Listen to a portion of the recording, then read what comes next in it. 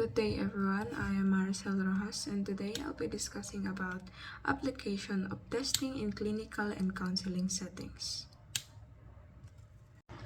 So these are the contents of my presentation. First is criterion group setting. Second is factor analytic strategy. Third is theoretical strategy. Fourth is combination strategies. And fifth is measurement of positive personality traits.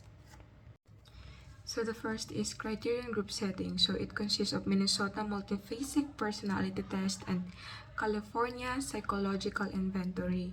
So what is criterion group setting all about? So criterion group setting is a method used in test development to select test items that are able to distinguish between two groups of people, a criterion group and a control group. The criterion group is a group of people who are known to have a certain characteristics such as high level of anxiety or sila yung may history of aggression. Control group naman, on the other hand, are the people who does not have the characteristics. So the Minnesota Multiphasic Personality Inventory. It is a true-false self-report questionnaire. Statements are typically of self-reference such as, I like good food and I never had trouble falling asleep. So subject mark true or false for each statement as it applies to themselves. So the heart of test consists of its validity, clinical, and content scale. Validity scales of MMPI provides information about the person's approach to testing, such as yung test taker is nag-a-attempt siya ng fake bad or yung pinipili niya yung mga items na pathological content or yung paggagawa naman nila ng fake good or yung pag-iwas nila sa mga pathological items. The clinical skills naman po were designed to identify psychological disorders such as depression and schizophrenia. The content skill consists group of items na related to specific content area.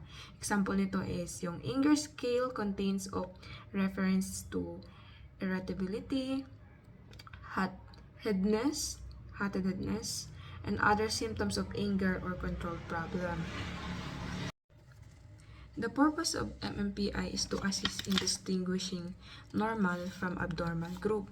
MMPI also is used for variety of reasons, such as pagdadiagnose ng mental condition tulad ng depression, anxiety, and schizophrenia. Pwede din siya in screening for potential mental health problems in job applicants. So, the MMPI was developed by Stark R. Hathaway and J.C. McKinley in the late 1930s and early 1940s at the University of Minnesota. So, it was originally designed to assist in diagnosing psychiatric disorders. Diyan din sa slides, makikita natin yung MMPI profile sheet. The criterion group na ginagamit sa MMPI consists of psychiatric inpatient at the University of Minnesota Hospital. So, they were divided into 8 group based sa psychiatric disorder nila. Ito yung final 8 group criterion group. So, the first is yung hypochondriacs. So, sila yung patient who suffer from overly concerned bodily symptoms or through bodily somatic symptoms. The next is depressed patient. So, sila yung patients with depressed mood, loss of appetite, loss of interest, may suicidal thoughts, and other depressive symptoms. The next one is hysterics. So, sila yung immature individual who are over-dramatize their plights and may exhibit physical symptoms for which no physical cause exists. Tapos yung psychopathic deviates. So, sila yung individual who are antisocial and rebellious and exploit other without remorse or anxiety. The next is yung paranoid. So, sila yung individual who shows extreme suspicions, hypersensitivity, and delusions. The next one is psychasthenic. So, sila yung individual plagued by excessive self-doubt, obsessive thoughts, anxiety, and low energy.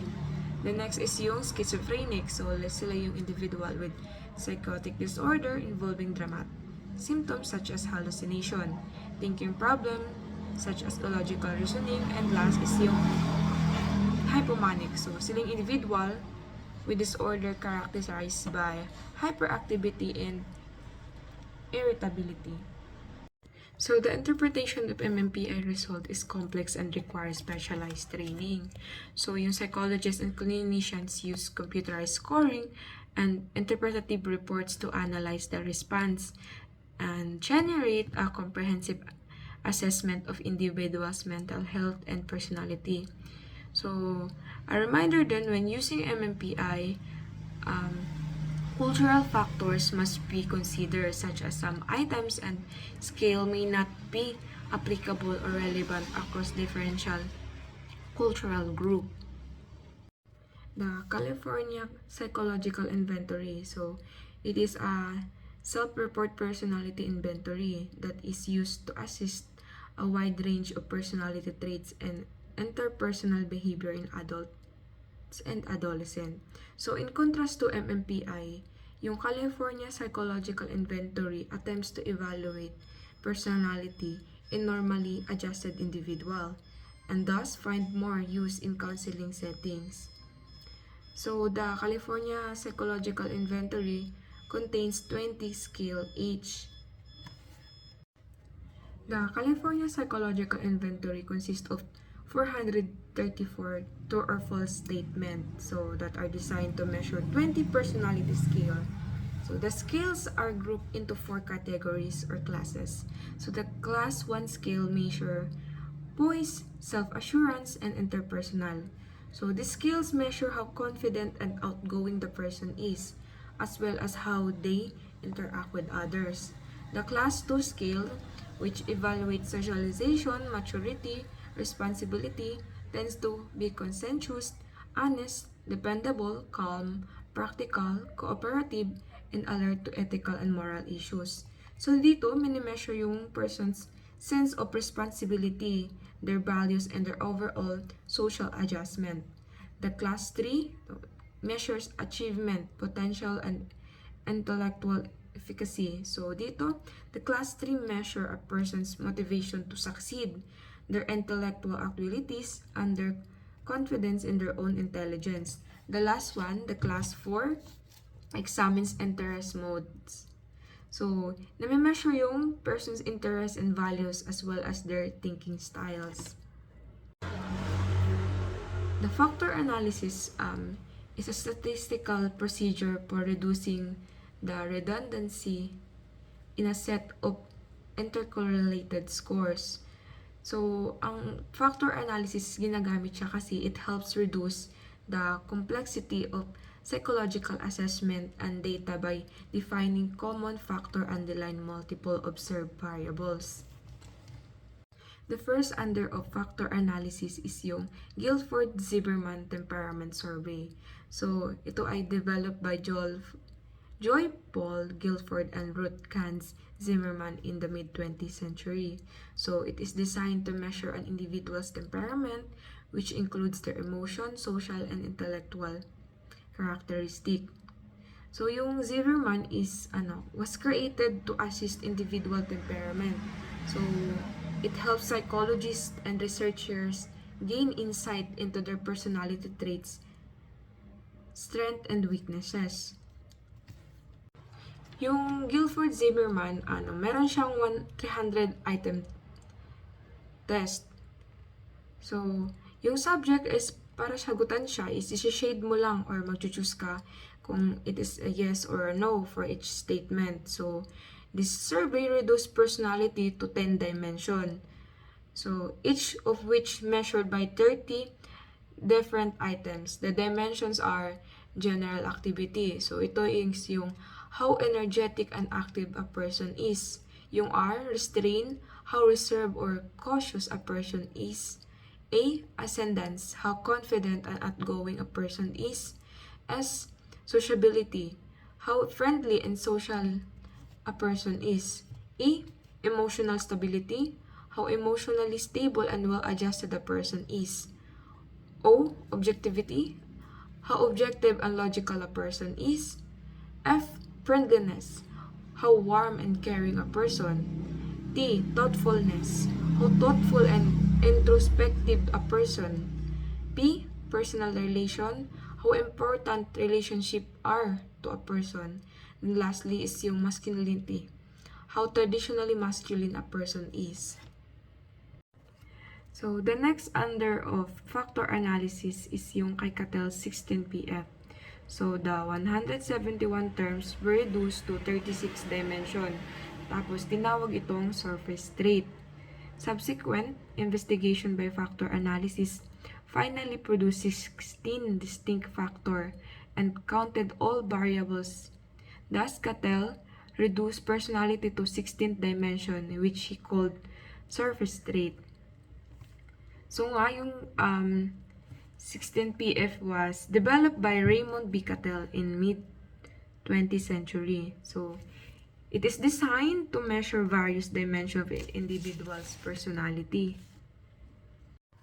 Yung 16PF assessment typically involves siya ng self-reporting. So, where individuals respond to a series of statement or questions. So, the response then scored to determine their personality profile across the 16 factors. So, yung 16PF is a forced choice questionnaire. So, meaning nito is that the person being tested must choose one of two questions for each.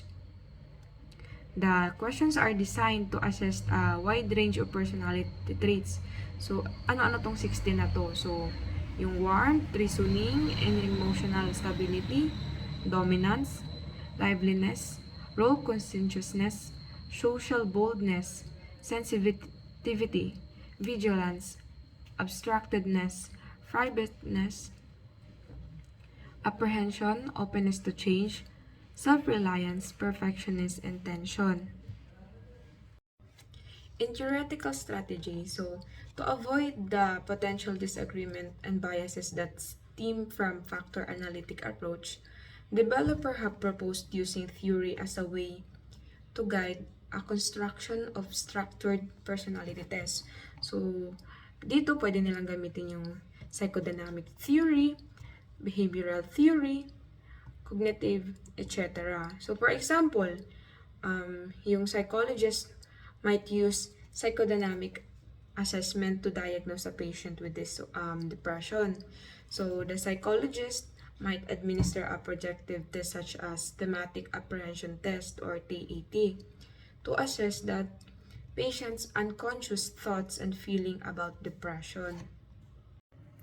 Yung first under ng theoretical strategy is yung Edward Personal Preference Schedule or yung EPPS. So, dinevelop siya ni Alan L. Edwards noong 1950s and it is one of the most widely used personality tests in the world. So, it is used in a variety setting including school, workplace, or mental health clinics.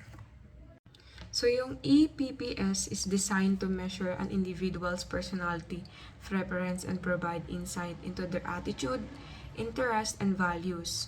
So, the EPPS consists of series of statements and respondents are asked to indicate their degree of agreement or disagreement in each statement. So, it is like a forced choice method, so which requires subject to select one of two items rather than to respond true or false. So, it is their solution for the problem of faking. The next is yung Rogers Q-sort technique. So, ito yung technique na self-report personality inventory siya that was developed by Carl Rogers and his students in the 1940s. So, the test is designed to measure an individual's self-concept, which is the way they see themselves. So, yung Q-sort technique consists of 100 cards. So, each of which contains statement about personality. So, the person being tested is asked to sort cards into predetermined distribution pattern. with statements that are most descriptive of themselves at the top of the pile and statements that are least descriptive of themselves at the bottom of the pile. So once the card has been sorted, the results are analyzed to determine the person's self-concept. So the Q-sort technique can be used to assess a variety of aspects of self-concept, including yung self-esteem. So how much a person likes and values themselves. Yung self-acceptance, how much a person accepts themselves for who they are. Self-actualization, how much a person is striving to reach their potential, and self-congruence, how similar a person's self-concept is to their ideal self-concept. So, the Q-sort can be used for understanding individual differences in self-concept. It also helps people to develop their self-esteem and self-acceptance. So, yung combination strategies, ito yung guided by personality and factor analytic findings. Yung under niya is yung NEO Personality Inventory. So, yung NEO Personality Inventory or NEO PIR is a self-report personality inventory that assists 5 broad dimension of personality. So, katulad din siya nung 5-factor model ni McRae and Costa.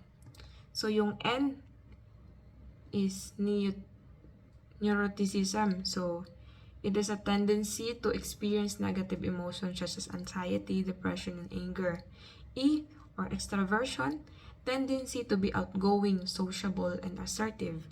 O, open to experience. So, ito yung tendency to be curious, creative, imaginative.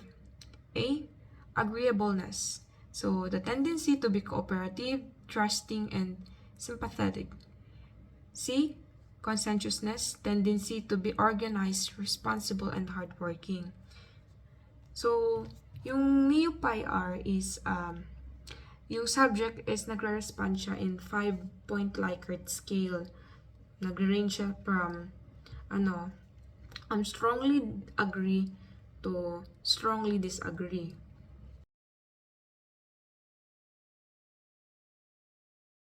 The last one is measures of positive personality traits.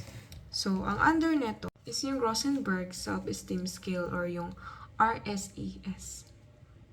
So, Rosenberg's Self-Esteem Scale is a self-report personality test that measures global self-worth. It was developed by sociologist Morris Rosenberg in 1965 and is one of the most widely used self-esteem scale in the world. So, dito, it measures the global feeling of self-worth using 10 simple and straightforward statements that examine rate on 4-point Likert scale. So, 1 to 4. Yung 1 being strongly agree, yung 4 being strongly disagree. The item on RSES measure variety of aspect of global self-worth, including dito yung feeling like a person of worth, having a number of good qualities, feeling like a failure, being able to do things as well as most other people, feeling like one does not have much to be proud of, taking a positive attitude toward oneself, on the whole, being satisfied with oneself, wishing one could have more respect for oneself, feeling useless at the time, and certainly feeling like one is a failure. The last one is yung General Self-Efficacy Scale or yung GSE. So, General Self-Efficacy Scale is a 10-item self-report scale that measures a person's general belief in their ability to cope with challenging situations and achieve their goals. It was developed by Ralph Squashinger and Nathan Jerusalem in 1995 and is one of the widely used self-efficacy scale in the world. So, yung GSE consists of 10 items, so each of which is scored on 4-point Likert scale. 1 is for strongly disagree to 4 being strongly agree. So yung scale nga na to is consists of 10 item and only takes 4 minutes to complete. So this scale also provide a quantitative measure in individual's general self-efficacy. So ito yung concept from Bandura's social cognitive theory. It reflects one's self-belief in their capacity to execute specific action and successfully. So that's the end of my presentation. Thank you for listening. Have a good day.